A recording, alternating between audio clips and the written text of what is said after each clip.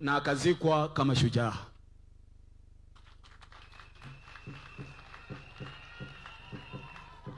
Hiyo ni heshima kubwa sana, na sisi tunasema Yesu, mia mwenzako mwambie Mungu atageuza mambo yao.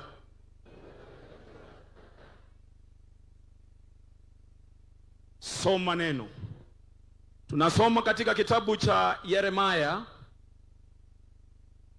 kuanzia mlango wa 30. Yes.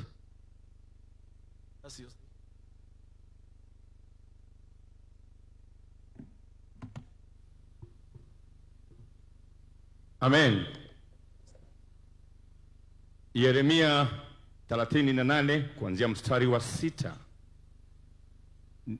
hadi 14 nitasoma. Basi wakamtoa Yeremia wakamtupa katika shimo la Malkia mwana wa mfalme lililo katika uwanda wa walinzi. Wakamshukisha kwa kamba na mule shimoni. Hamkuwa na maji ila matope tu, naye Yeremia akazama katika matope hayo. 7. Basi Elimeleki mtumishi towashi aliyekuwa katika nyumba ya mfalme aliposikia kama wamemtia Yeremia shimoni, wakati huo mfalme alikuwa ameketi katika lango la Benjamini. 8.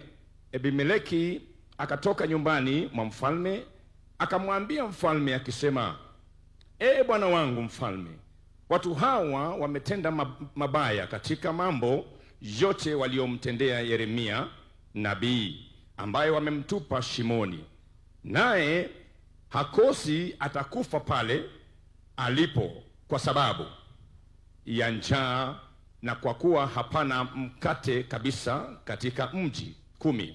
Ndipo mfalme akamwamuru Elimeleki Mkushi akisema, chukua pamoja nawe watu 30 toka hapa, ukamtoe Yeremia shimoni kabla ajafa. 11. Basi Elimeleki akawachukua watu hao pamoja naye, akaingia ndani ya nyumba ya mfalme chini ya gala, akatoa mle nguzo zilizotupwa na vitambaa vikuu, akamteremshia Yeremia shimoni kwa kamba. 12. Naye Elimeleki Mkushi akamwambia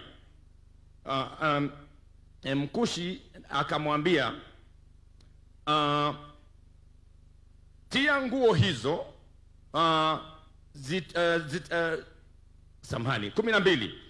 Naye Elimeleki Mkushi akamwambia Yeremia, tia nguo hizo zilizotupwa na vitambaa hivi vikuu chini ya kamba kwa pani kwako. Naye Yeremia akafanya hivyo. Basi wakamuinua Yeremia kwa kamba hizo, wakamtoa shimoni, naye Yeremia akakaa katika uwanda wa walinzi. 14. Kisha mfalme Zedekia akatuma watu, akamleta nabii Yeremia kwake. Mungu abariki andiko.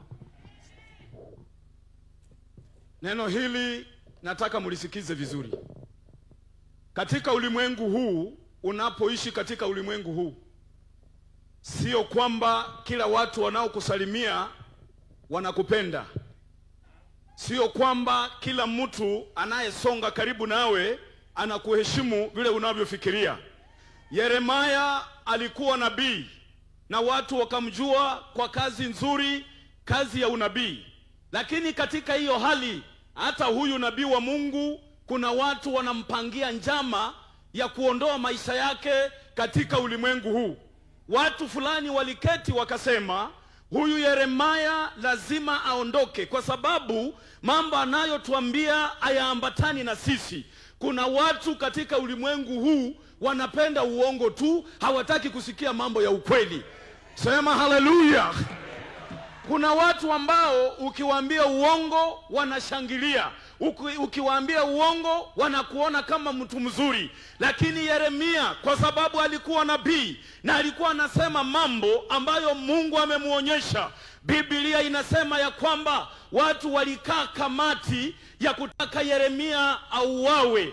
Walimchukua Yeremia, Biblia inasema wakamtupa ndani ya shimo. Mule shimoni hamukuwa na maji, mule shimoni mulikuwa na matope. Hawa watu walikuwa na akili. Hiyo inamaanisha wale watu wanapangia watu mambo mabaya wako na akili, kwa sababu hawakumtupa ndani ya shimo lililo na maji, kwa sababu walijua maji ni uhai. Wakaona wamtupe mahali ambapo kuna matope ndio wakufe haraka.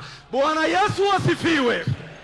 Katika hiyo hali neno la Mungu linasema kuna mtu mmoja ambaye ni towashi azisikia njama hiyo ikipangwa, na akaona Yeremia ametupwa ndani ya lile shimo. Alienda kwa mfalme akaambia mfalme, Yeremia nabii ametupwa ndani ya shimo, na mimi ninajua katika lile shimo kuna matope na Yeremia atakufa. Neno la Mungu linaniambia, neno la Mungu linasema ya kwamba mfalme aliamrisha, enda utafute watu 30, mutafute vitambaa vikuu, muhakikisha ya kwamba mumeunganisha hizo vitambaa, mutupe ndani ya lile shimo ili huyu Yeremia atoke ndani.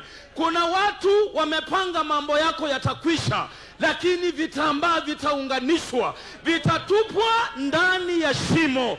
Lazima utatoka ndani ya shimo. Wale ambao wanakupangia mabaya waambiwe utatoka ndani ya shimo. Wale wanafikiria unaenda kukufa watajua ya kwamba Mungu yuko. Mungu atageuza mambo yao na neno la Bwana litasimama. Sema haleluya. Watu hawana utu. Watu hata ukiwabeba wengine hata hawakuheshimu. Kuna wengine hata ukiwabeba kesho ndio wanaanza kukutusi. Kuna wale wengine hata ukiwabeba kesho ndio wanaanza kukupangia.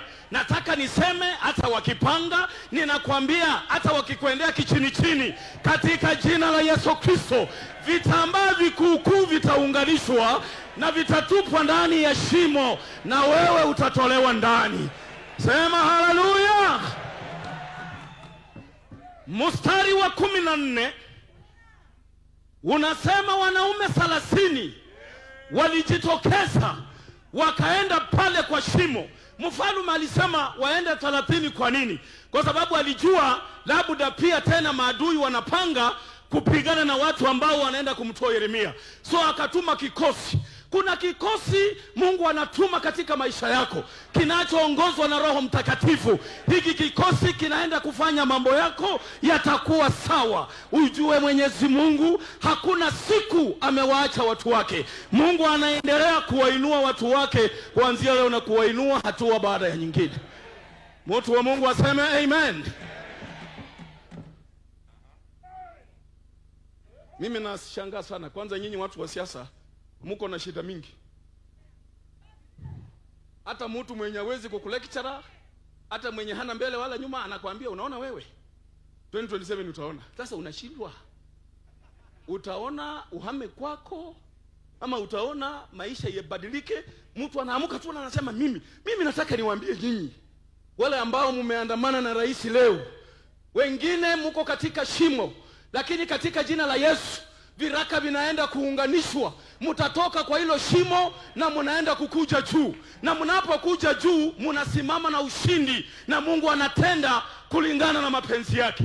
Mstari wa 14 unasema, ninapomalizia, wakati walimtoa Yeremia, mfalme aliita akasema mumulete Yeremia, nataka ninene pamoja naye. Yeremia alipotoka kwa shimo alikaa na mfalme. Watu walifikiria Yeremia anakufa, wakamtupa kwa matope, Nataka nikwambie Mungu aliamrisha atolewe kwa matope. Hata nyinyi wale ambao mnagandamizwa na magonjwa, mmegandamizwa na mambo mengi, shetani amewaandama katika njia tofauti, mnaenda kutolewa katika matope haya na Mungu anaenda kuwaweka mahali panapohitajika. Kesho hii watu wanaokudharau watakusalimia kwa heshima. Kuna watu ukipita mbele yao wanakuona wewe sio mtu. Mbele za Mwenyezi Mungu sisi sote tuko sawa. Mbele za Mwenyezi Mungu kila mtu ataitwa kutoa taarifa yake. Vile Mungu alivyomsaidia Yeremia, Mungu pia anaenda kufanya hivyo.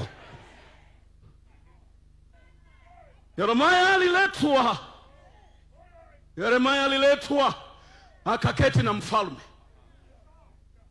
Wacha kukufa roho, my friend. Mambo bado. Mungu anaenda kusimama na wewe. Baraka zako ziko njiani. Unajua kuna wale watu mnaombewa mpokee baraka na Mungu awatendee, na mnataka tukiomba leo kesho asubuhi umekutana nazo. Nyinyi mnajua Waisraeli walingoja miaka ngapi?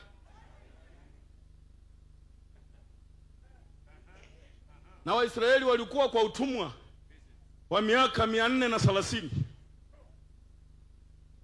Lakini Mungu wakati alikumbuka, alisema atambariki Ibrahimu, Isaka na Yakobo. Alikumbuka kama wamepelekwa kwa utumwa Misri, na huko ndio alienda kuwatoa akiwarudisha mahali ambapo panahitajika. Mungu anaenda kukurudisha mahali pako. Mungu anaenda kukufanyia mambo watu watashangaa. Semeni haleluya.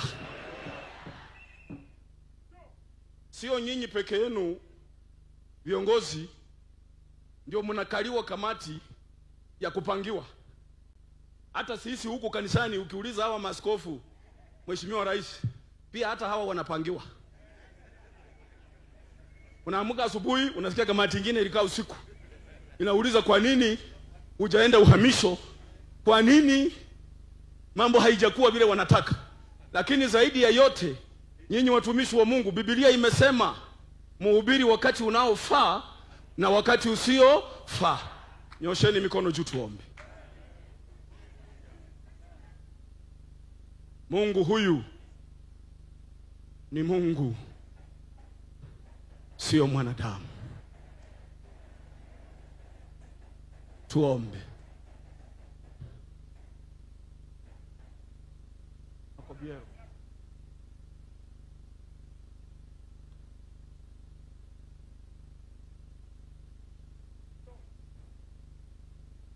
Asante, tuombe. Mungu Baba na Mwana na Roho Mtakatifu, twakuinua, twakutukuza wakati huu, mchana huu, kwa kusikiliza neno lililo safi, ya kwamba licha ya kutupwa katika shimo, kamba zitakuweko na tutatolewa tuende mahali panapofaa. Asante Yesu kwa jambo hili. Asante kwa mnenaji. Wacha neno hili litutie nguvu. Wacha neno hili tulitafakari usiku na mchana. Baba, tupate kuinuliwa wakati tunapozama katika mawazo. Tukumbuke ya kwamba Mungu uko na unaenda kutuokoa. Baba, bariki kila mmoja aliye hapa. Bariki serikali yetu ya Kenya Kwanza, wewe ni Mungu. Bariki wote ambao tumefika. Bariki askofu wetu kwa sababu wewe ni Bwana. Bariki mhubiri kwa neno tamu hili. Jina lako liinuliwe kwa sababu wewe ni Bwana. Katika jina safi la Yesu aliye mkombozi mwema. Amen. Wale amunijui, naitwa Reverend Beru. Mimi ni Treasurer General wa kanisa hili la ADC. Asante sana askofu mkuu kwa sherehe hii ambayo ni sherehe muhimu sana. Nafasi hii, Reverend Salamba, sitapata nafasi pia ya kurudi hapa. Na kanisa hili lina washirika. Na washirika wanataka kitu ambacho kinaitwa transparency and accountability. Na sio vizuri sherehe hii iishe alafu kesho kanzo ya divine iketi kunitoa kwa kazi. Na hapa ndio mahali ninaweza wachishwa kazi, na watoto wangu bado wako wachanga, wanahitaji school fees. Mheshimiwa Rais, kwa heshima yako, kanisa la ADC hawa washirika wote na viongozi, na nimeomba Mheshimiwa Rais nikisema kwa heshima, huyu askofu ametuongoza kwa miaka 20 na mimi ndiye niliyekuwa mwenyekiti wa mipangilio ya kazi hii. Wako na zawadi yao ambayo imechangwa na hii kanisa, walikuwa wamkabidhi askofu mkuu. Kwa hivyo ningependa kwa heshima hiyo, Mheshimiwa Rais, office bearers wa African Divine Church, kwa niaba ya hawa wachungaji waweze kumkabidhi Emeritus General Superintendent hiyo zawadi, amkabidhi askofu mkuu, alafu huduma iendelee. Kwa ile nafasi yangu nilipewa ya kuhubiri, namaliza hizo dakika nilikuwa nimepanga kuhudumu. Kwa hivyo tunataka tafadhali hiyo zawadi ije isimame mahali wa mama wako pale, iletwe pale tafadhali. Reverend Kiraka, please, wherever you are.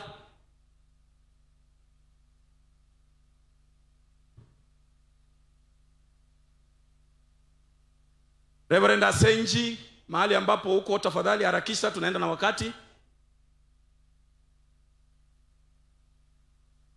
Reverend Asenji, tunatumia dakika 5, tutakuwa tumemaliza kazi hiyo. ADC office bearers, tafadhali kujeni hapa mbele kwa niaba ya executive ya ADC.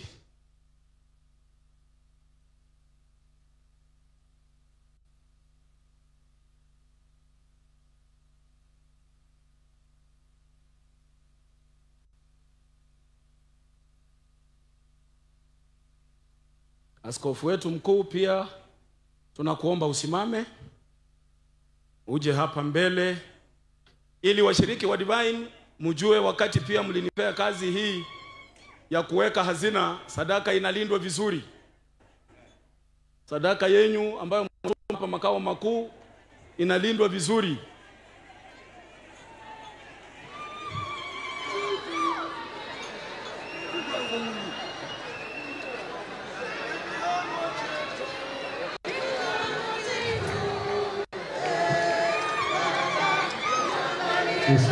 Reverend Salamba,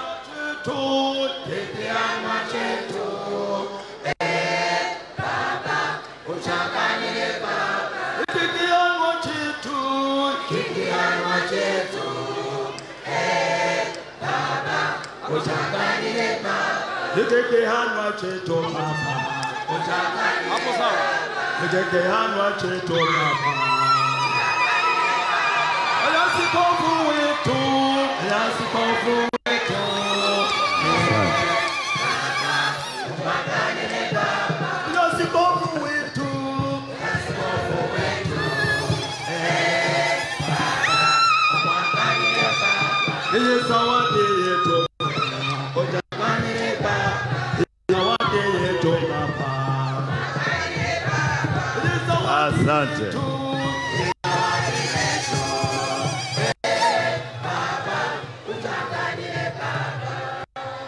Asante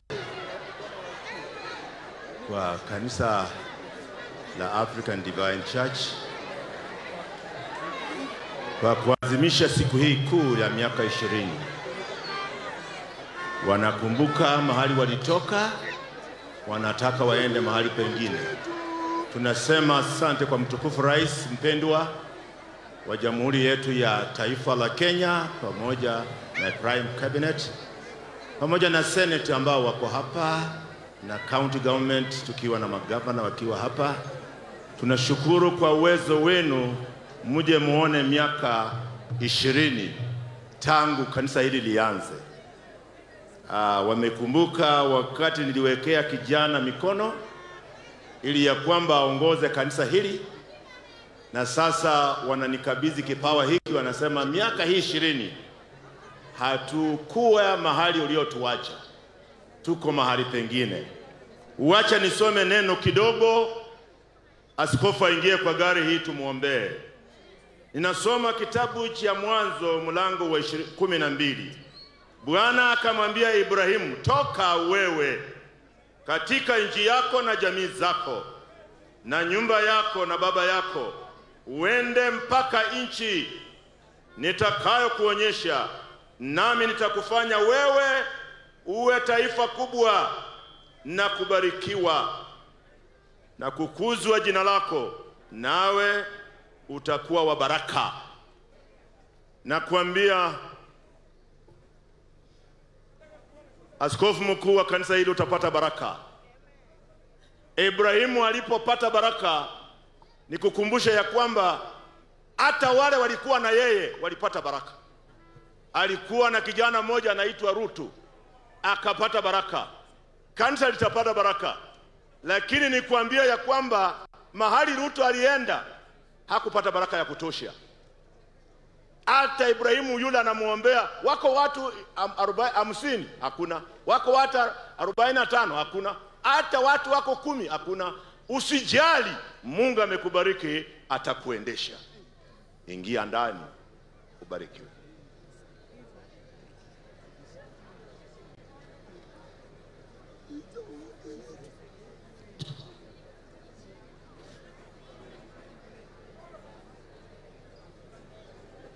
Kikianwa chitu,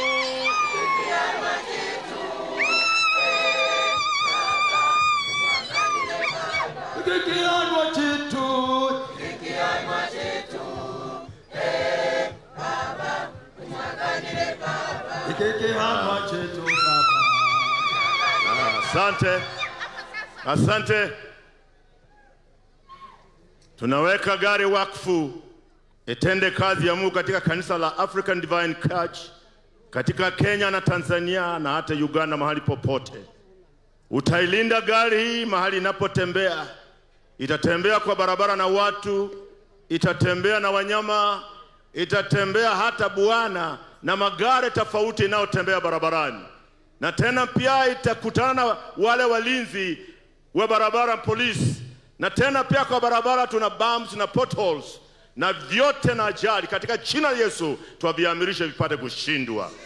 Kristo aongoze gari hii. Tuikinge ndani ya damu ya Yesu, wanapotoka, wanaporudi, kwa neema za Yesu aliye mwokozi wetu. Na sote tuseme amen. Amen. Endesha kidogo hapa. Zawadi yetu, Fika tu pale kidogo.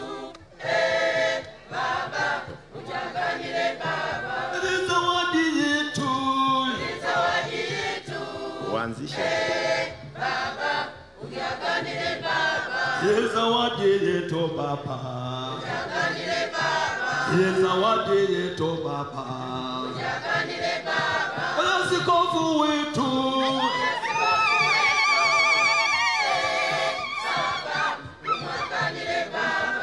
askofu wetu, Baba, umwaganile Baba. Askofu wetu Baba, umwaganile Baba. Askofu wetu Baba, umwaganile Baba.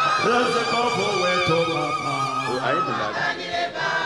Ni zawadi yetu, ni zawadi yetu. Baba, ujaganile Baba. Ni zawadi yetu, ni zawadi yetu.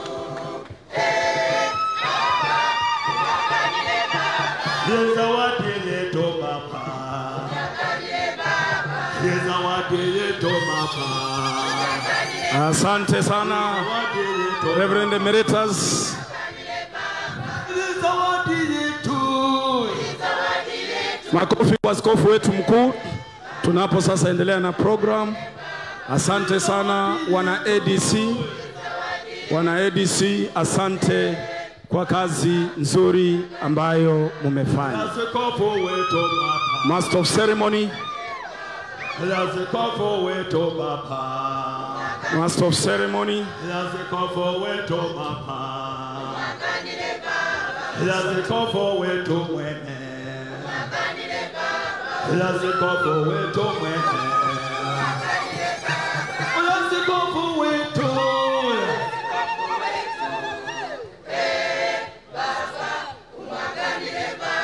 ya kwa huo wimbo Baba, Asante sana. Askofu wetu Papa. Our General Treasurer kwa programu hiyo fupi.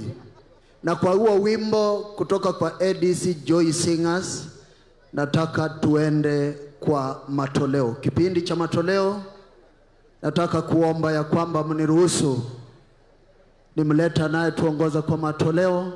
Na ushers wetu, nafikiria umeelekezwa mahali huko.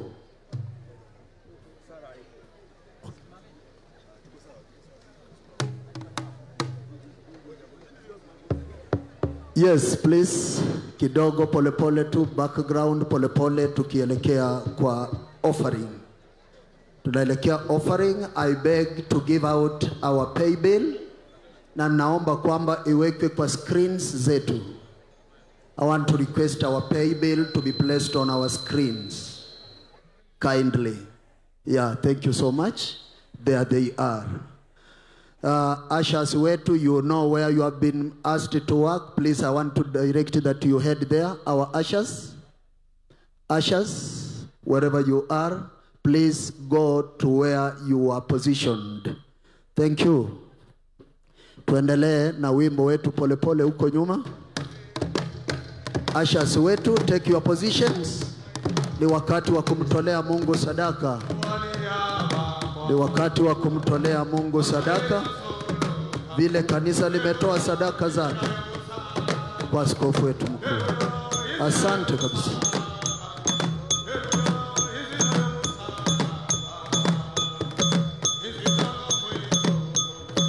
Naomba tuchangamke kidogo wazee.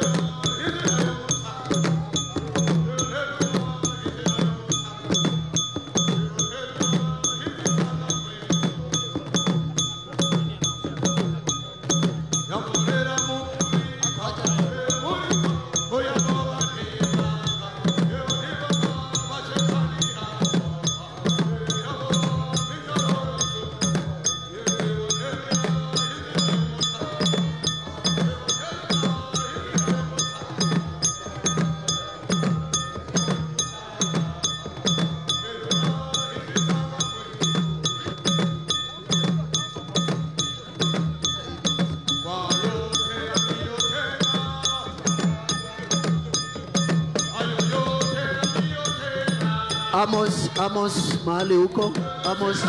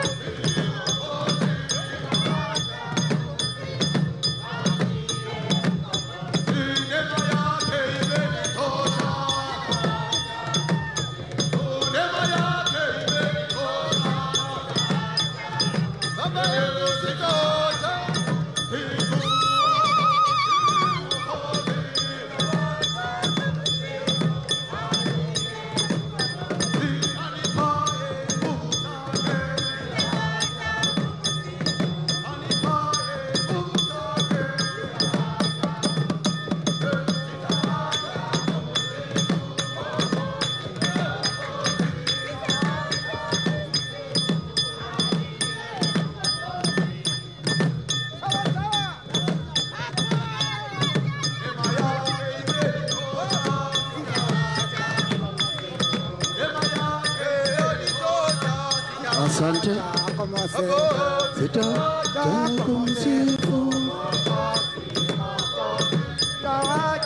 Kumsifu. Asante, asante. Wale ambao wamekuwa wakikusanya sadaka mzilete huku mbele.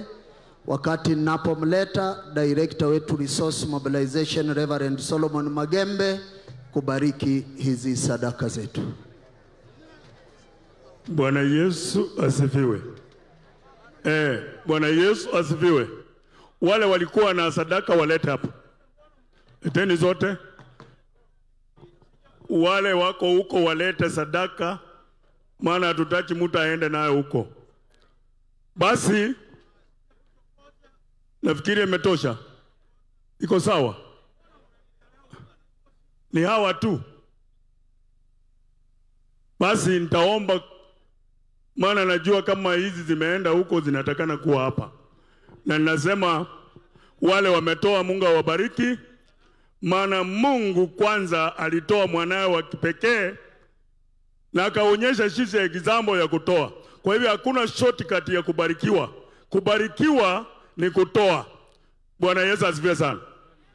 Kubarikiwa ni kutoa. Maana Mungu alitoa mtoto wake wa kipekee na akaonyesha example ya kutoa. Kwa hivyo hakuna shortcut ya kubarikiwa. Lazima utolee Mwenyezi Mungu ndiposa ubarikiwe. Asante sana kwa rais wetu, ninapoenda kuomba anajali divine, na tunasema tutaendelea na yeye mpaka mwisho. Baba, katika jina la Yesu Mfalme, wewe ni Mungu. Ilikupendeza kutengeneza siku ya leo sisi kuwa hapa na wageni wetu, akiwemo rais wetu wa inji. Kwanza tunamuombea baraka, maana yeye anapenda divine na anapenda dini zote katika inji yetu ya Kenya. Na unasema yule anatoa abarikiwe. Tunasema rais wetu abarikiwe, na wakati itafika 2027 hakuna mtu atampinga, maana huyu anatoa vile Abrahamu alitoa. Bariki kila mmoja ambaye toa zawadi yake ama sadaka yake mahali hapo, wabarikie. Wakati wanapoenda nyumbani kwao, waacha mkono wa amani ikaandamane na hawa. Bariki kila mmoja. Nataka kufukuza pepo ambaye anaandama watu wetu wakati wanapotoa sadaka ili wabarikiwe, hawabarikiwi. Nami nakemea katika jina la Yesu wapate kushindwa. Bariki kila mmoja, wewe ni Jehova. Ni kwa Yesu naomba hata na kuamini. Asante. Asante. Nataka nichukue fursa hiyo kumleta General Secretary wa dhehebu hili aweze kumkaribisha askofu mkuu. Karibu sana General Secretary.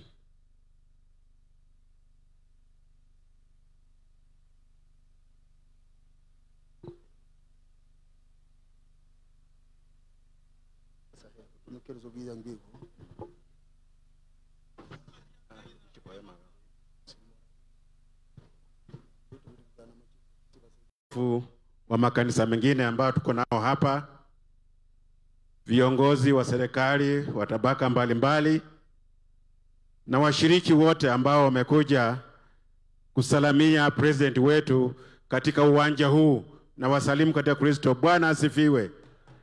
Bwana asifiwe. Yangu ni machache. Rais wetu na askofu wetu, kwanza natoa shukrani kwa rais wetu mpendwa ambaye amefika hapa kusherekea pamoja nasi katika ADC, kusherekea achievement zake na katika uongozi wa askofu katika ofisi kwa miaka 20. Rais, tunakupenda kwa sababu wakati unapata mwaliko wetu hatuoni kama una sita kukubali. Hata katika sehemu zetu ambazo tunakuwa na meetings ama crusades, tukikualika unakuja unasherehekea pamoja nasi. Tumeona kweli wewe ni mwinjilisti mkuu katika ADC. Kwa hiyo tunakutoa pongezi kwa hiyo mambo ambayo unatufanyia. Kwa kiongozi wetu Reverend Saramba, najua ya kwamba wakati tulikuita ya kwamba uje ubariki askofu wa dhehebu hili la African Divine Church, wewe pia hukukataa, ulikubali mara moja na ukojiandaa kwa hiyo kazi takatifu. Tunajua ulijilinda vizuri mpaka wakati wa kumaliza hiyo activity, ndio sababu maombi yako Mungu aliyesikia. Tangu wakati huo hatujaenda kando. Kwa miaka hiyo 20 tumekuwa katika ofisi wakati uliombea askofu wetu. Kwa hiyo baraka zako zilikuwa za muhimu na zinatuendesha mpaka siku hii. Ubaya tu hujatutembelea kutuambia mnaendeleaje tangu nimewaacha. Kwa hiyo tunakuheshimu. Maombi yako yalitujenga, ndio yanatuendesha mpaka wakati huu. Mimi sina mengi. Tuko na washiriki ambao wametoka Uganda. Sijui wako wamesimamia wapi. Kuna chief kasisi kutoka sehemu za Kiliandongo kule Western Uganda. Ako pamoja nasi hapa.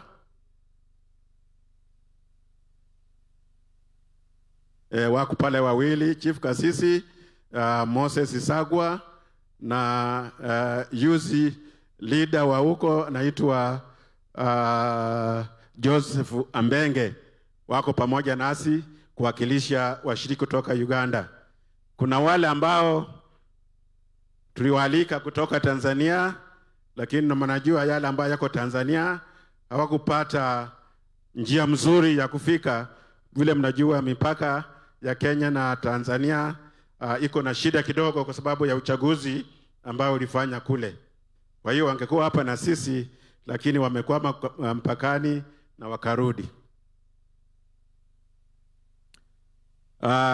Katika wale ambao wamefanikisha kanisa hili inakuwa na maendeleo namna hiyo, tuko na madirectors ambao wako hapa wasimame mwevu kwa president wetu. Hao wote ni madirectors 21 ambao wanafanya chini ya askofu wakiwa washauri wa department hizo kwa maendeleo yetu ya ADC. Tuko pia na machief kasisi ambao wako hapa. Tukuitaka hela kutoka kwa region zao, basi wanaitika mara moja. Msimame mwevu kwa president wetu. Hao ndio machief kasisi wetu ambao tunafanya nao katika executive ambao ni ya ADC. Pia tuko na wamama ambao ni mama regions. Msimame mwevu kwa rais wetu. Nyinyi pia ni kiungo muhimu wa kanisa la Mungu.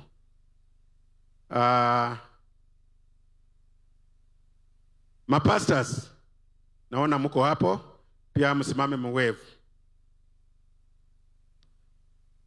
Asanteni kwa kufika kwenu.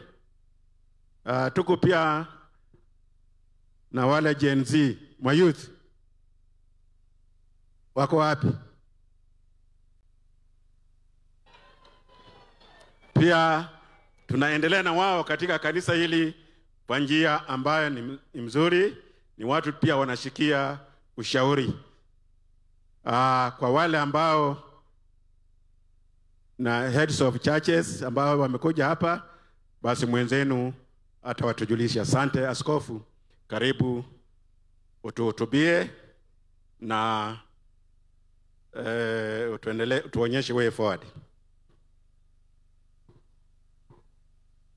Kwa majina naitwa Reverend John Mahero, nikiwa katibu katika dhehebu hili la African Divine Church.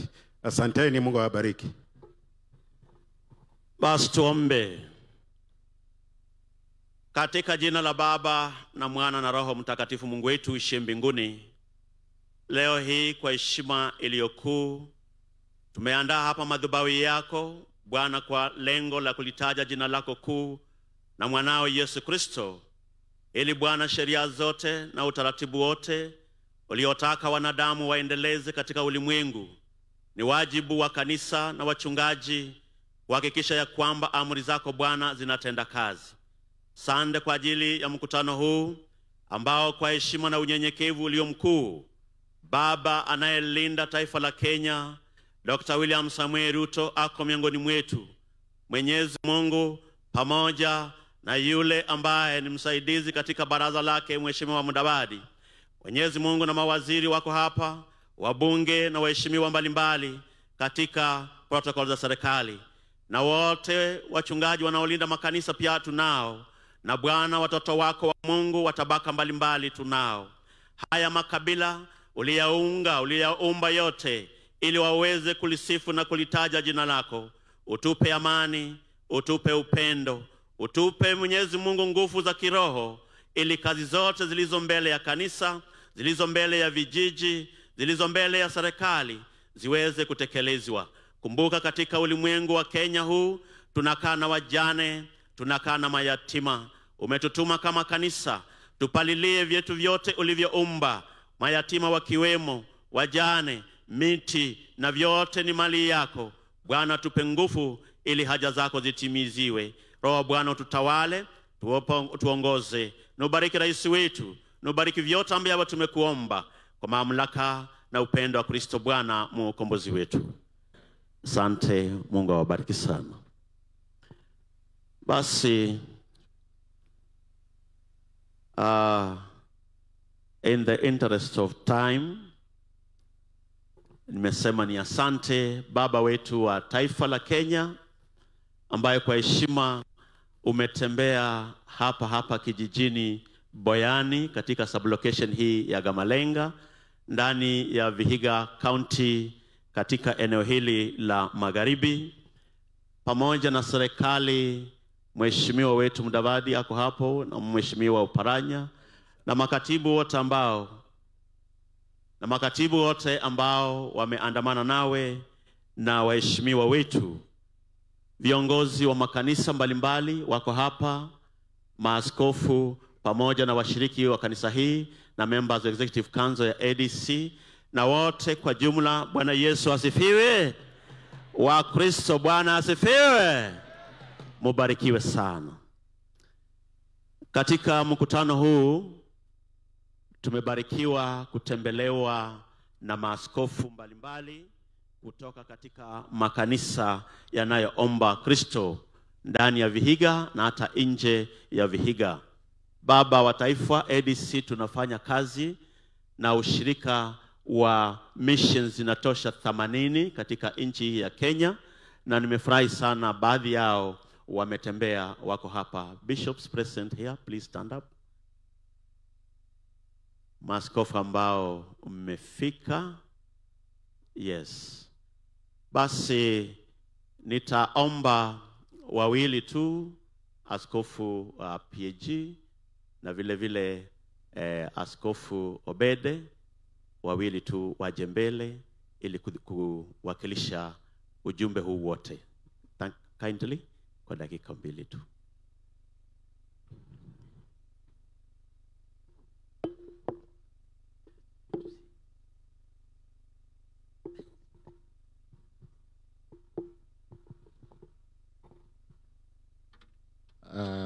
Mheshimiwa Rais wa Jamhuri yetu ya Kenya, maaskofu ambao wako pamoja nasi, pamoja na wote ambao tumejumuika pamoja mahali hapa, na wasalimu katika jina la Yesu. Bwana Yesu asifiwe. Majina yangu naitwa Bishop Kenneth Adiara Mbalanya, General Superintendent wa kanisa la PAG Kenya. Sitaki kwenda kwa mengi, nataka niseme ya kwamba Rais, tunakushukuru for your unwavering support and vision for our institutions, for the contributions that you are supporting the churches. And I want to pray that may the Lord bless you. On behalf of the bishops, I want to say, God bless you. May God expand you. May God strengthen you. And I believe God will still give you the grace to serve this great nation of Kenya. Mungu akubariki sana kwa kazi nzuri ambayo unafanya. Tunaomba neema za Kristo Yesu ziwe pamoja nawe. Mungu wa amani awabariki. Niseme mtukufu Rais, pia ulisimama pamoja nasi kama PAG, na nashukuru kabisa kwa kusimama pamoja nasi. Tunazidi kukuombea kwa niaba ya kanisa la Pentecostal Assemblies of God Kenya. Naomba ya kwamba Mungu aendelee kukubariki, and we will support you because we are supporting the government of the day. Thank you so much, and may the Lord bless you.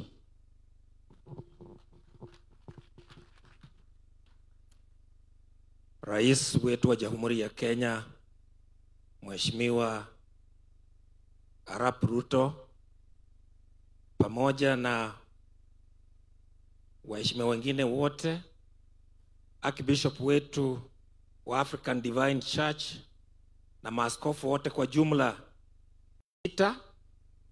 na ninaona matokeo ambayo ni mema. Kanisa langu halingesimama mbele ya umati kama huu ambapo rais ako. Sini ukweli? Sisi independent churches hatukukuwa na nafasi sana. Lakini mtukufu rais, wewe umetujali sana. Tunaomba Mungu akupe uwezo wa kuendelea kulinda nchi yetu, na uendelee kutusaidia kwa kujenga makanisa yetu. Umoja wetu wa Vihiga hata tuko na Waislamu ndani yake. Sisi wote tunaongozwa na Archbishop Chabuga pamoja na mwenye ametoka hapa, mkubwa wa PAG. Kwa hivyo, kwa sababu askofu atakuwa na mengi ya kusema, kwa niaba ya makanisa yetu ya Vihiga tunakuomba mwaka ujao uje ututembelee. Hapa tuko kwa sherehe ya Archbishop Chabuga, lakini kama makanisa ya Vihiga uje ututembelee. Tuko na maneno ya kukuambia kuhusu 2027. Sini ukweli? Mungu awabariki sana. Aladwa, nimekuona uko hapo, mtu wangu. Asante sana.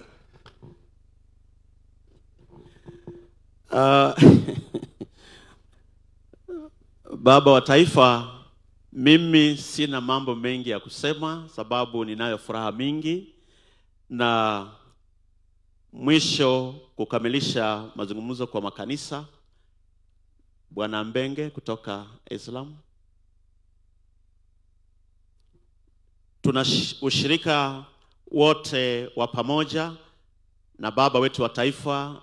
Wandugu hawa wanakupenda sana na hakuna vile watakuacha katika safari yako. Ni ombi langu kwa Mungu wasimame nawe. Bwana Mbenge.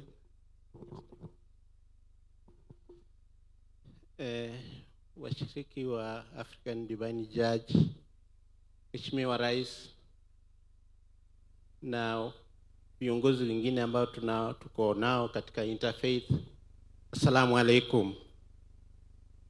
Mirembe vosi. Hamjambo. Archbishop, mimi nimeshukuru ulinialika, ukaniambia kwamba usikose katika sherehe yangu. Na nimejifundisha kitu kimoja hapa, kwamba kuna wimbo ambayo unaimbwa, sijui usinipite unapozuru wengine. Mheshimiwa, unapozuru wengine usitusahau hata sisi. Kwa hivyo jamii ya Kiislamu nasema kwamba utuzuru hata sisi. Tunashirikiana vizuri kama viongozi wa kidini, tunakaa vizuri, na ndio unaona Vihiga inasifiwa katika mambo ya dini. Nataka nimshukuru Mheshimiwa Gavana wetu, mara nyingi anakuwa na sisi katika mambo mengi. Amekuwa kama patron wetu katika mambo mengi. Na nasema huo ushirikiano tuendelee kuweka pamoja, maana tunaelekeza watu kwenda mbinguni, hatuelekezi watu kwenda motoni. Kwa hivyo kama tunaelekeza watu kwenda mbinguni, kwa nini tusifanye kazi kwa nzuri? Asante sana askofu, ubarikiwe sana na sherehe hii kuwe ni yenye amani. Asante. Mara kwa mara baba umeongea juu ya empowerment. Sisi kama kanisa la Kristo tunaunga mkono kabisa empowerment, na tuna hakika ya kwamba yote unayonena juu ya empowerment itawezesha hata nasi makanisa tuweze kuinua watu wa Mungu katika kuwaelekeza katika barabara ya kufaulu. Na mimi najua area hii ya Vihiga wameandika memorandum yao, na ninapoongea nitakubali presiding clerk wa Friends African Mission retired upeane hiyo memorandum ya maaskofu kwa baba wetu wa taifa. Itakuwa ni jambo ambalo ni mzuri. Kwa hivyo ni ombi memorandum hiyo peana kwa baba wetu wa taifa, ili atasoma na kutuelekeza kwa yale yote ambayo kila mmoja wetu angesema. Ombi langu kwa mambo hii ya empowerment ni kwamba Yesu ambaye tunaomba aliunga mkono empowerment. Na wewe kama kiongozi wetu wa nchi unahimiza mambo haya ya empowerment. Area hii ya Vihiga nashukuru viongozi, sababu naona kila sehemu wanasisitiza empowerment. Sisi kama ADC kwa miaka 20 tunaomba Mungu ambaye amekuwa pia akitulinda kwa mambo hii ya empowerment, na ndio sababu ametuwezesha hii miaka 20 iliyopita. Tumepanda milima na mabonde na wandugu na wadada hawa, nami kwa niaba yangu binafsi, kwa niaba ya kanisa na la Mungu, ninasema kwenu Mungu azidi kuwabariki sana, sababu uwezo wenu ndio umetuwezesha kutembea hii miaka 20 mpaka mahali tumefika. Na mimi pia ninashukuru wote ambao mmesimama nasi katika shughuli hii, mmetuwezesha kufanya kazi ya Mungu ambayo imekuwa ya nguvu na tena imekuwa ya maendeleo mingi. Baba wa taifa, katika mission ya African Divine Church tunajenga nyumba ya Mungu, madhabahu matakatifu ya Mungu. Na mimi nashukuru sana members wa African Divine Church sababu ya kuwa pamoja na sisi. Vile ulivyotutembelea hapa miaka 7 iliyopita, tulikuwa kwa sherehe ya kusherehekea miaka 70. Baba Ruto ulitembea Boyani na tukaweka jiwe la msingi, ambayo nyumba hiyo inagharimu takriban shilingi milioni 80. Nashukuru sana members wa ADC na marafiki mbalimbali ambao wametusaidia kuinua nyumba hiyo, na zaidi ya shilingi milioni 20 imetumika katika nyumba hiyo. Na ninashukuru sana wewe mwenyewe ukasema, Bishop, tunasimama na wewe katika kuhakikisha kwamba nyumba ya Mungu haipungukiwi. Na ninashukuru sana kufahamisha wandugu na wadada ya kwamba baba alipotutembelea miaka 7 iliyopita alitusaidia kuweka jiwe la msingi na alichanga shilingi milioni 3. Tunashukuru Mungu sana kwa jambo hiyo. Tumepambana kufanya top ups ikafika milioni 20, tunashukuru. Na tena nashukuru sana baba, tulipotembea tena kule katika makao yako kule Nairobi, ulitusaidia kwa mambo ya empowerment through African Divine Church Kilagi Sacco. Sacco hiyo baba wa taifa inatembea na ina washiriki zaidi ya 400 ambao wanachanga na tena wanakopa wakifanya biashara ya empowerment kidogo kidogo katika maisha yao. Bwana Yesu asifiwe. Shilingi zako milioni 3 tena ziliingia katika empowerment program hiyo, na bado tunaomba washirika wengi muingie katika empowerment program ya ADC Kilagi Sacco na mtabarikiwa sana. Baba wa taifa, juzi nilikuwa na furaha kabisa sababu sehemu ile ambayo imebaki kwa cathedral, ninaona wewe na marafiki zako tena mmesimama nasi kwa mchango wa shilingi milioni 50 kusaidia nyumba hiyo iendelee kukamilika. Bwana Yesu asifiwe. Jameni, hiyo si ni baraka? Therefore, niko na tumaini kubwa kazi unayotenda na kututembelea mara kwa mara. Najua ni Mungu anayekuongoza, uendelee kuwa kiongozi wetu na uendelee kutusaidia katika mipangilio mbalimbali. Sisi tunakupenda mzee, na tutazidi kusimama na wewe vile unavyotupenda. Tutazidi kukuunga mkono na kukuombea tuweze kujua ya kwamba kila jambo lile Mungu ametupangia linaweza kufaulu vizuri. Area hii, baba wetu wa taifa, ina shida zaidi ya maji. Na hapa Kisumu kuna Lake Basin program ya maji.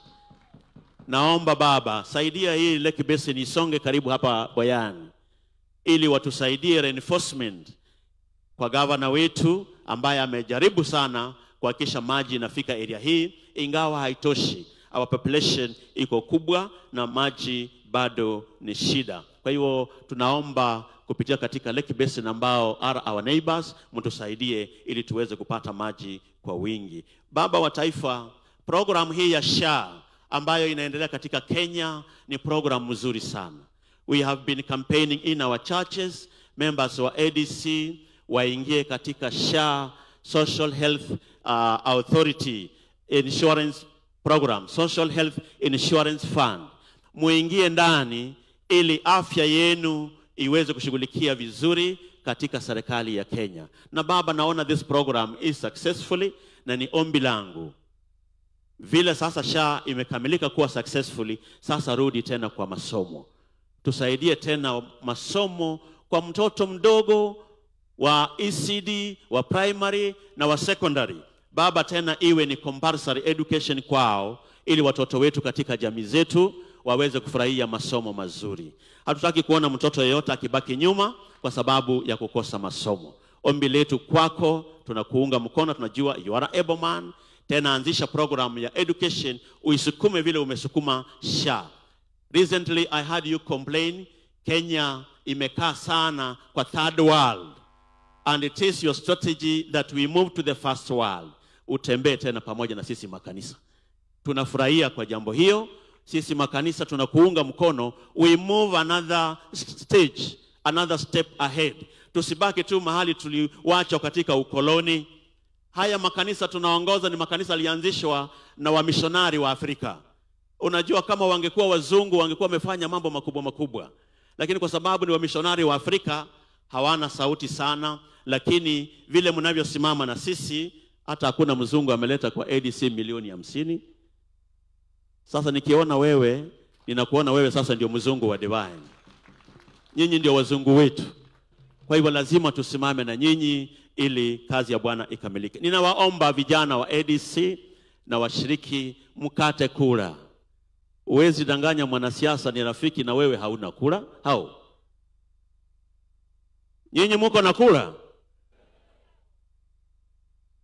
Mkate kura. Sasa hiyo wamefungua milango kwa wale bado. Mkate kura. Ukitaka kuwa rafiki mzuri wa mwanasiasa, ukate kura. Kwa hivyo kateni kura kwa wingi, na kura ina siri yake. Tutashauriana jambo hiyo. Mungu azidi kuwabariki sana. Mke wangu wako hapa, mama ambaye tunaishi naye, homa imemkaba sana. That is no problem, homa itaisha. Lakini simama tuseme jambo moja na nifunge mazungumzo yangu. Bwana Yesu asifiwe. Bwana Yesu asifiwe. Our Dr. Honorable Samuel Ruto, pamoja with your all protocol observed, the people of God from the government, kanisa letu takatifu la African Divine Church, our able archbishops that are with us today, our directors, Mama Regions, wageni wetu wote wa siku ya leo, Mama Kenya wetu wa PAG, tunawasalimu katika jina la Yesu. Bwana Yesu asifiwe. Bwana Yesu asifiwe. Asanteni sana kukuja kututembelea, kutupa maombi mengine, ili Mungu azidi kutuinua na kuelekeza watu wa Mungu pahala ambapo ni patakatifu. Amen. Nasema our Dr. Samuel Ruto, asanti sana baba. Wewe ni ndio mzungu wetu wa African Divine Church. With us as African Divine Church, we are indigenous church. We don't look for somebody. We are our own. Tunatafuta sisi wenyewe kwa wenyewe, ndiposa tunaendelea. Na tunapoenda kutafuta mzungu wetu ni nyinyi tu. Asante kwa wale wote ambao wamekuja. Tuko na mradi wetu wa wamama. Baba, bado tunakuja kwako na kabineti yako. Mradi wetu wa wamama tena uko. Nafikiria umepewa hiyo nakala. Uzidi tena kuangalia ndani. Na unisalimie mama nyumbani, mama Recho. Umwambie tuko Kenya hii.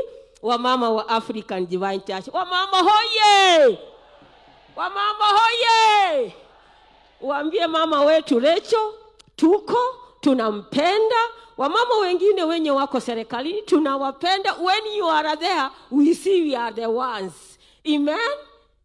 Jamboni sana. Mungu wa amani awabariki. Mama Kenya.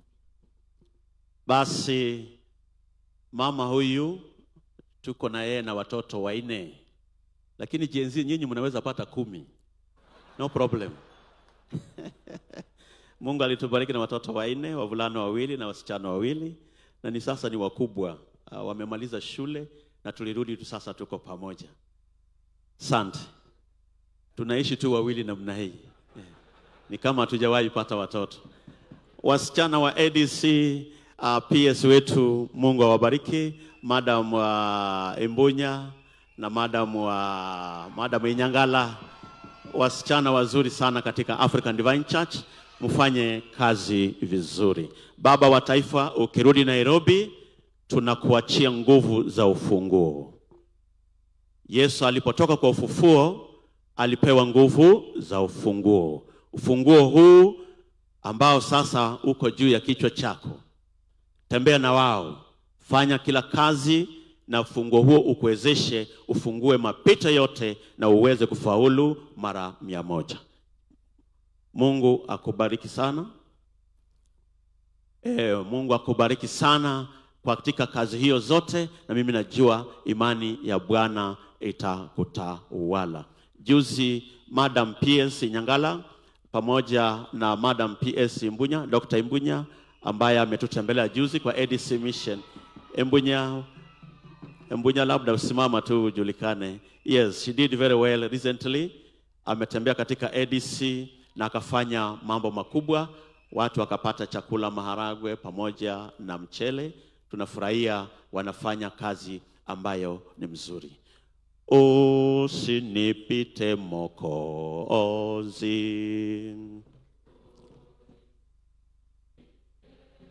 nisikie pazuru wengine. Usinipite, haleluya.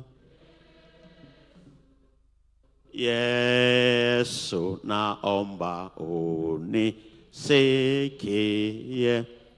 nisikie unapozuru wengine. Baba, tutakuomba kabla utatoka, utatufungulia strategic plan ambacho tunaomba ni chombo kitatupeleka miaka 5 ijayo. Otherwise, mimi nimeshukuru kwa miaka 20 Mungu ameniongoza, na ADC nashukuru kwa kunipa support, na naomba Mungu kwa miaka 5 strategic plan tulionayo itatuongoza tuwe tena na ufanisi ambao ni mkubwa. Kwa imani ya Bwana naomba na kusema Mungu wa amani awabariki sana.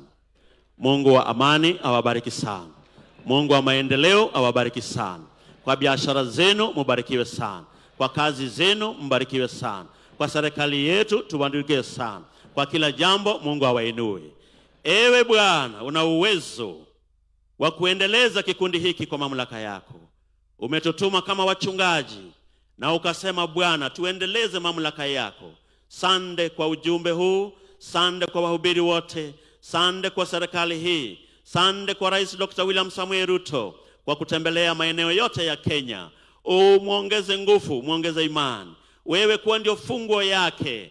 Mwenyezi Mungu, hakuna jambo laweza shinda wewe kutenda, bali baraka zako za amani na upendo zilinde Kenya, zitawale Kenya. Roho wa Bwana utulinde na Roho wa Bwana ututawale. Kila jambo ambalo tumekuomba, weka juu yake muhuri wako mtakatifu, na tuone ufanisi katika maendeleo yetu. Sande kwa sadaka ambazo zimetolewa. Zimetoka kwa biashara, biashara zibarikiwe. Zimetoka kwa ukulima, ukulima ibarikiwe. Zimetoka Mwenyezi Mungu kwa mifuko za watoto wako, kazi zao zibarikiwe. Wasipungukiwe na kitu. Bwana uwajazie mara 100. Wewe ni Mungu. Endelea Mwenyezi Mungu kulinda Kenya pamoja na mazingira yake. Bwana, kila sehemu Muamri imesema tupande miti. Miti na watu vyote ni watu wako. Uwezeshe miti mingi ipandwe ili mazingira yazidi kuboreshwa na mwanadamu afurahie. Tumesema ni asante, utulinde na ututawale. Ni kwa mamlaka na upendo wa Kristo Bwana mwokombozi wetu. Makofi kwa Yesu. Mungu awabariki. Mungu awabariki sana. Basi nafasi hii ninamkaribisha Daktari Dr. William Otichilo. Wilberforce Otichilo.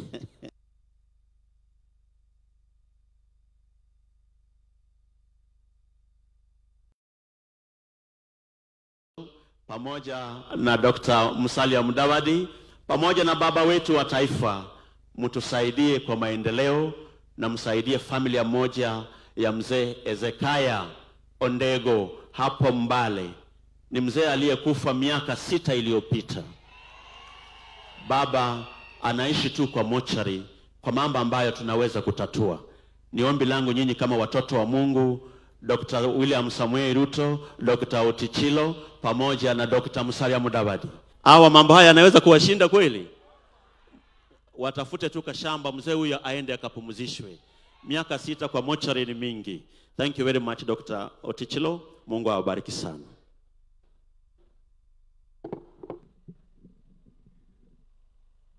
Mheshimiwa Rais wetu wa nchi ya Kenya, Prime Cabinet Secretary, mawaziri ambao wako hapa, senators ambao wako hapa, MPs ambao wako hapa, MCS ambao wako hapa, senior government officials present, na mawaskofu wote na wafuasi wa ADC.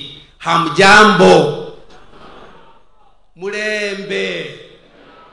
Mlembe khandi.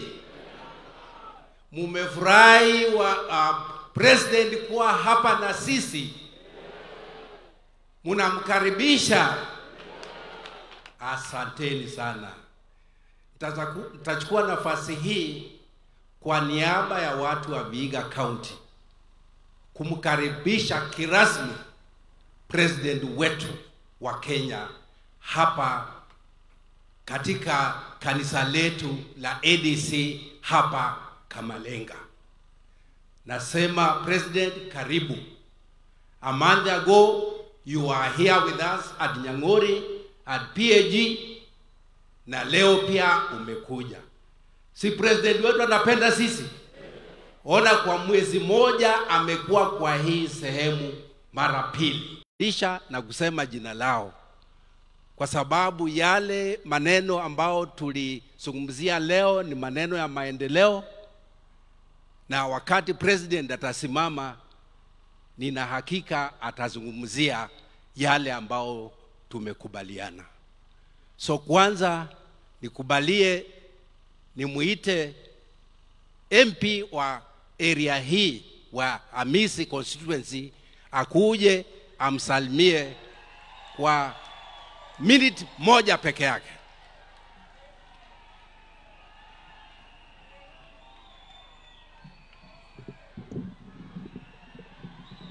Hello. Kanisa la ADC Divine. Tuende pole pole. Nyamazeni kidogo. Your Excellency, the President of the Republic of Kenya, kanisa letu takatifu la ADC na makanisa mengine ambayo yako hapa siku ya leo, wananchi watukufu, MPs, MCS na wale wengine wamehudhuria siku ya leo, hamjambo. Na Bwana asifiwe. Semeni hallelujah. Your Excellency, thank you so much. Samoei Ruto, PhD, Plant Ecology. Wewe umefanya mema na umejaribu kutembelea sisi na tunakukaribisha hapa siku ya leo. Tumekaa na wewe tangu asubuhi jana na leo asubuhi tumekubaliana yale yatafanyika katika area hii. From affordable housing to roads to water, I leave it to you. I want to say this. When you were here last, you promised us something and you have given me 2 million shillings to bring to Gamalenga Secondary School today. Samefanya vizuri. Mheshimiwa Ruto, 2 term. Mheshimiwa Ruto, 2 term. Sawa sawa. 2 term. Semeni 2 term. 2 term. Bwana asifiwe. Thank you, Your Excellency.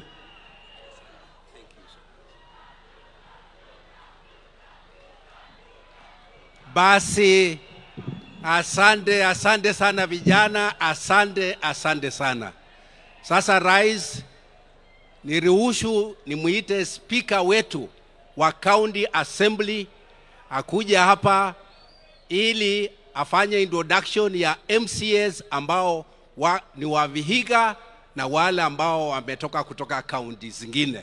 Speaker of our County Assembly, Honorable Omulele Chris.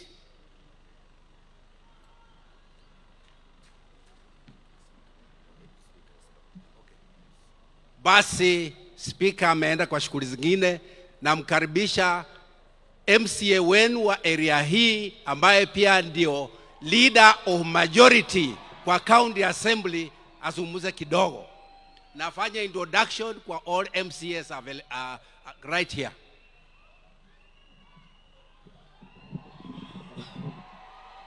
Asante sana. Mtukufu Rais wa Jamhuri ya Kenya, Archbishop wa kanisa la African Divine Church, viongozi wote ambao mmefika hapa na wananchi na wasalimu wote, hamjambo. Naitwa Manoa Karega Mboku, MCA wa Tambua, Leader of Majority Vihiga County Assembly. Kwa haraka sana mnikubalie, Mtukufu Rais, tumekuwa na wewe na mkutano kule Kakamega, na wakati tulikuwa tunakuja wengi wa MCAs wamefungiwa kule nje, hawajaruhusiwa kufika hapa. Lakini wale wako huko nyuma, tafadhali msimameni tu wananchi wajue mahali mko, na kadhalika wale wako huko nyuma yangu tafadhali simameni. Kuna MCAs kutoka pia Nairobi, Mtukufu Rais, wako pamoja nasi. Wave at the president kindly. Asante. Wengine pia wako huko. Mtukufu Rais, ni kushukuru kwa mara ya pili kufika hapa Tambua. Na jambo la kwanza, Mtukufu Rais, nikubalie ni kushukuru, juzi nimekuomba IDs za Wakenya zimepotea na ukasema ada 1,000 itolewe wananchi wapate ID ambazo zimepotea bure. Si amefanya vizuri jameni? Jambo la pili, Mtukufu Rais, ninakuomba, hapa ni Gamalenga, na kuomba tu wakati umekuja hujapiga macho kule. Kuna tank ya maji ambayo ilijengwa miaka zaidi ya 50. Maji kutoka kule Soshan kufika hapa ni kilomita 4. Kufika paka kule Nyang'ori uliokokuwa kilomita 1, zote karibu kilomita 5. Mtukufu Rais, maji haifikii watu wa Gamalenga na hawana daraja, hawana maji yoyote. Tunasema Mheshimiwa Rais, uangalie mambo hayo. Najua wabunge wamekuambia hayo, lakini pia wangependa, wananchi wapenda wasikie kutoka kwa mdomo yako kuhusu jambo hilo. Mheshimiwa, nikimalizia, sisi tuko kwa broad based government. Raila Amolo Odinga alituacha katika broad based government. Tunakuomba, mkubwa wa broad based government Western mzima ni Senator Godfrey Osozi. Sisi nataka tushikane na wewe kwa sababu tuliwachwa kwa broad based government, tukusaidie ili serikali yako isimame imara na tuweke wananchi pamoja. Si namna hivyo? Asanteni sana, Mwenyezi Mungu awabariki. Thank you. Basi wanasiasa ni wagumu sana, hata ukiwaambia namna gani wanarudia tu yale yale ambao umewakataza. Sasa nichukue nafasi hii nimuite Honorable Kagesi ambaye ndiye chairman wa members of parliament wetu wa Vihiga, akuje afanye tu introduction please, kwa vile yale yote tumezungumza na rais leo asubuhi.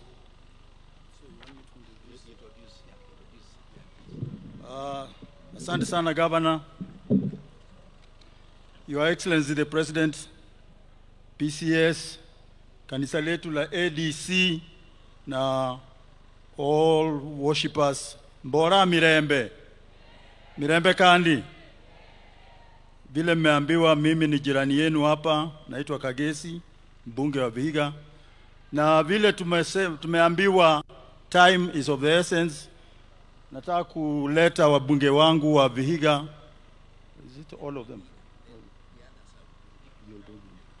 Haya, wabunge wetu wa Vihiga tuko karibu full house hapa. Nianze na Bwana Siloya, mbunge wetu wa Sabatia. Haraka haraka. Oh. Does that include all of